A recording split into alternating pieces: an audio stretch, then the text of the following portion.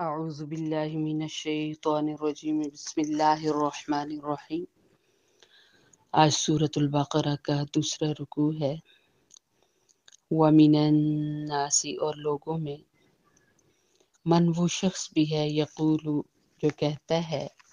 آمنا ہم ایمان لائے، باللہ اللہ تعالی پر، وبالیوم الآخر اور آخرت کے دن پر، وما ہم اور نہیں ہے وہ بمؤمنین ایمان لانے والے۔ اس میں اب تیسری جماعت کا ذکر آ رہا ہے۔ پہلی جماعت کامیاب تھی، دوسری جماعت ناکام تھی کافروں کی، اور تیسری جماعت سب سے زیادہ ناکام وہ منافقین کی ہے۔ منافق اس کو کہتے ہیں جس کا اندر اور ہو اور باہر اور ہو۔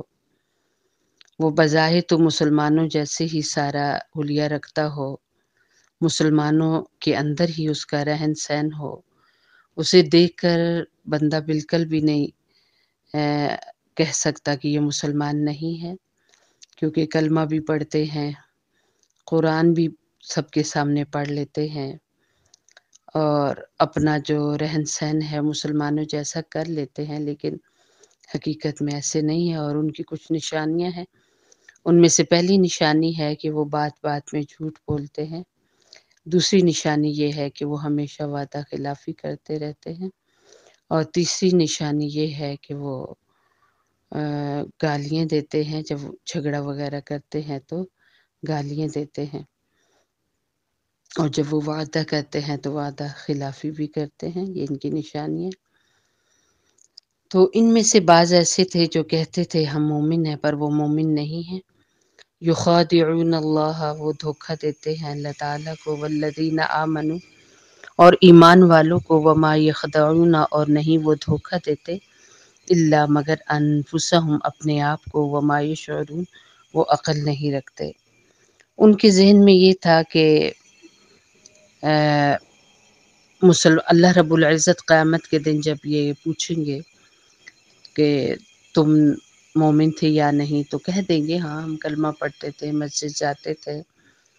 سبھی تو ہمارا کام مسلمانوں جیسا تھا، اور مسلمانوں کے پاس جب جائیں گے تو ان کو کہیں گے کیا کمی ہے ہمارے اندر؟ اللہ تعالیٰ نے فرمایا اصل میں بے عقل ہے۔ فی قلوبہم ان کے دلوں میں مرض بیماری ہے، فزادہ پھر زیادہ کیا ہم ان کو اللہ تعالیٰ نے مرضاً بیماری میں،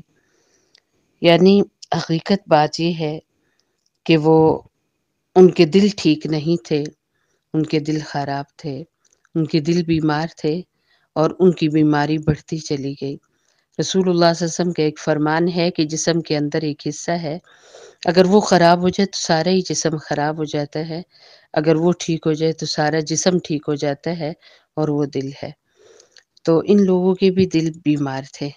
اور پھر دن بدن غلطیاں کرنے کی وجہ سے ان کی بیماری اور زیادہ بڑھتی گئی۔ وَلَهُمْ اور ان کے لیے عذاب علیم دردناک عذاب ہے،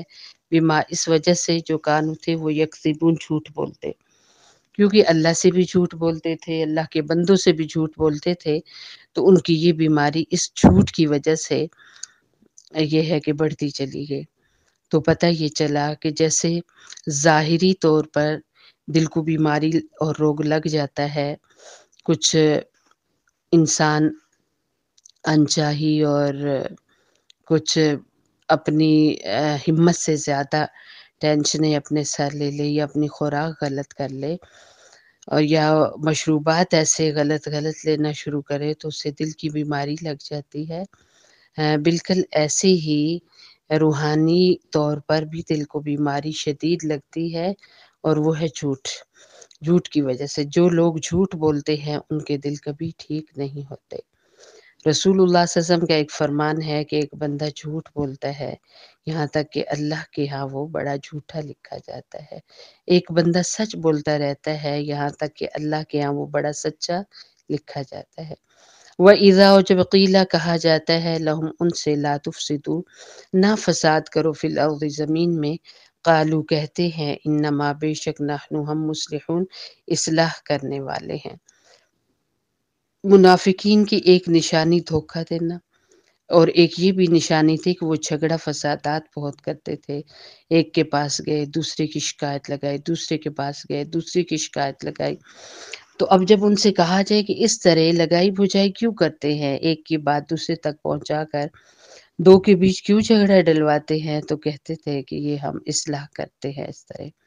الا خبردار سن رکھو، انہم بے شک ہم المفسدون، وہ فسادی ہیں، ولکن لا یشعرون لیکن انہیں عقل نہیں ہے۔ یہ اس طریقے سے فساد بپا کرتے ہیں مگر انہیں پتہ نہیں۔ وَإِذَا قِيلَ لَهُمْ، اور جب کہا جاتا ہے ان سے آمنو ایمان لاؤ، کما جیسے آمن الناس ایمان لائے صحابہ اکرام رضوان اللہ تعالی علیہم اجمعین، تو قولوا وہ کہتے ہیں انؤمن کیا ہم ایمان لائیں، کما جیسے آمن السفہاء بے وقوف لوگ ایمان لائے۔ الا خبردار سن رکھو، انہم بے شک ہم السفہاء وہی بے وقوف ہیں، ولکن لا یعلمون اور لیکن نہیں وہ جانتے۔ ایک ان کے اندر یہ خرابی تھی کہ ان کے تباہ ہونے کی ایک یہ بھی علامت تھی، یہ بھی وجہ تھی کہ وہ خود کو اتنا عقل مند اتنا بڑا جانتے تھے کہ اس کے مقابلے میں صحابہ جیسی ہستیوں کو انہوں نے بے وقوف کہا۔ وَإِذَا، اور جب لقوا الَّذِينَ وہ ملتے تھے آمنوا ایمان والوں سے، قالوا کہتے تھے آمنا ہم ایمان لائے۔ وَإِذَا، اور جب خلوا وہ علیحدہ ہوتے تھے الی شیاطینہم اپنے شیطانوں کی طرف، قالوا تو وہ کہتے تھے انا بے شک معکم ہم تمہارے ساتھ ہے، انما بے شک نحن ہم تو مستہزئون مذاق کر رہے تھے۔ ایک ان کے اندر یہ بھی خرابی تھی کہ ہر بندے کے سامنے انہی جیسی گفتگو کرتے تھے۔ مسلمانوں کے پاس گئے کہتے ہم مومن، اور اپنوں کے پاس گئے تو کہنے لگے کہ ہم ویسے ہی مذاق کر رہے تھے، مومن تو نہیں ہیں۔ اللہ تعالیٰ یستہزئ مذاق کرتا ہے بہم ان سے، ویمد اور مہلت دیے ہوئے ہے، ڈھیل دیے ہوئے ہیں ہم ان کو، فی طغیانہم ان کی سرکشی میں، یعمہون وہ اندھے پھٹک رہے ہیں۔ یعنی اس دوغلے پن کی وجہ سے ان کی اگلی جو زندگی ہے وہ بھی خراب ہو گئی۔ وہاں پر یہ جائیں گے تو وہاں پر ان سے مذاق ہوگا، انہیں کہا جائے گا جنت کی طرف جو بڑا دعویٰ کرتے تھے ایمان کا، تو جنت کے قریب جا کر ان کا رخ دوزخ کی طرف موڑ دیا جائے گا، تو اس وقت ان کا دل بڑا برا ہوگا کہ ہمیں ادھر چلایا ہی نہ جاتا۔ تو جیسے دنیا میں یہ مذاق کرتے تھے وہاں ان سے مذاق ہوگا۔ اولئک یہ لوگ الذین وہی ہیں نشتروا الضلالۃ جنہوں نے خرید لی گمراہی بالہدیٰ ہدایت دے کر، فما ربحت پھر نہ فائدہ دیا، تجارتہم ان کی تجارت نے، وما کانوا مہتدین اور وہ ہدایت یافتہ بھی نہیں تھے۔ ان کی اس چال، یہ جو ان کی چال تھی، انہوں نے چاہا کہ ہر ایک سے نفع پائیں گے، کافروں سے بھی مسلمانوں سے بھی، لیکن اس سے ان کی حقیقی جو زندگی تھی، جو آنے کا مقصد تھا ہدایت والی زندگی، وہ ان سے چلی گئی، ان سے ان کے ہاتھوں صرف گمراہی آئی ہے۔ مثلہم ان کی مثال کا مثلی جیسے مثال، الذی اس شخص کی استوقد جس نے جلائی نارن آگ، فلما پہ جب اضاءت روشن ہو گیا ما حولہ اس کا ارد گرد، ذہب اللہ لے گیا اللہ تعالیٰ بنورہم ان کی روشنی، وترک اور چھوڑ دیا ہم ان کو فی ظلمات اندھیروں میں، لا یبصرون وہ دیکھ نہیں سکتے۔ ان کی مثال یہ بیان کی گئی ہے کہ انہوں نے جو گمراہی کا راستہ اختیار کیا وہ ایسا ہے کہ جیسے روشنی، یعنی جیسے کسی جگہ پر آگ روشن تھی، یعنی ان کے مقصد کی بات ہوئی اور یہ وہاں اس کو لینے لگے، اور جب مقصد ختم ہوا تو چل پڑے، تو وہ جو مقصد حاصل کرنے کے لیے جو سیکھا تھا وہ بھی ان سے ضائع ہو گیا۔ سمن بہرے ہیں، بکمن گونگے ہیں، عمین اندھے ہیں، فہم پھر وہ لا یرجعون لوٹ نہیں سکتے۔ اللہ رب العزت نے ہر انسان کو سننے کے لیے، بولنے کے لیے، دیکھنے کے لیے کان اور زبان اور آنکھیں دی ہیں، لیکن جو انسان ان کا صحیح استعمال نہیں کرتا، جیسا کہ کفار کے حالات کے درس میں بتایا گیا ہے، تو پھر ان سے انسان جب صحیح درس حاصل نہیں کرتا تو ان کو یہی بتایا گیا ہے کہ یہ آنکھیں ان کی ہیں پر یہ اندھے ہیں، زبان ان کی ہے پر یہ گونگے ہیں، اور کان ہیں پر یہ بہرے ہیں، سن نہیں سکتے۔ او یا کصیب جیسے مثال بارش کی، من السماء یا آسمان سے، فی جس میں ظلمات اندھیرے ہوں، ورعد اور گرج ہو، وبرق اور بجلی ہو، چمک ہو، یجعلون وہ ڈال لیتے ہیں،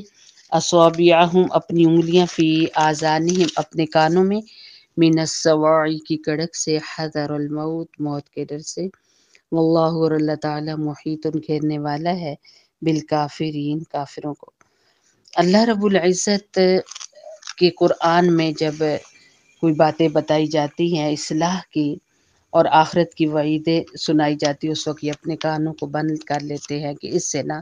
ہماری یہ جہان کی زندگی جو ہے نا وہ خراب ہوتی ہے، یہاں کی لذت ہم سے چھنتی ہے۔ یکاد قریب ہے برق و بجلی، یخطف اچک لے، ابصارہم ان کی آنکھوں کو چھین لے ان کی بصارت، کلما جب بھی اضاء روشنی ہوتی ہے، لہم ان کے لیے، مشو وہ چل پڑتے ہیں، فی اس میں، واذا اور جب اظلم اندھیرا ہو جاتا ہے، علیہم ان پر، قاموا وہ کھڑے ہو جاتے ہیں، ولو اور اگر شاء اللہ اللہ چاہتا، لذهب لے جاتا، بسمعہم ان کے کان، وابصارہم اور ان کی آنکھیں، ان اللہ بے شک اللہ تعالی علی کل شیء قدیر ہر چیز پر قادر ہے۔ یہ تو اس ڈر سے اپنے کانوں میں انگلیاں ڈال لیتے ہیں کہ ہمیں آواز ہی نہ آئے، آنکھیں بند کر لیتے ہیں کہ ہم کوئی احکام مسلمان کیسے عمل کریں دیکھے ہی نہیں۔ تو عنقریب ایسا ہے نا کہ جیسے بجلی چمکتی ہے، بادل گرجتے ہیں، تو بعض اوقات زمینی آفتیں بھی ان کی وجہ سے آتی ہیں، تو کہیں ایسا نہ ہو کہ ان کی نگاہیں چلی جائیں، اور کہیں ایسا نہ ہو کہ وہ سدا کے لیے اندھیروں میں رہ جائیں، کیونکہ اللہ رب العزت تو ہر چیز پر قادر ہے۔ اللہ رب العزت دین اسلام پر عمل کی، قرآن کریم پر عمل کی توفیق نصیب فرمائے۔ سبق کو آپ 3 بار سنیں گے انشاءاللہ تو آپ کے ذہن میں یہ بیٹھ جائے گا۔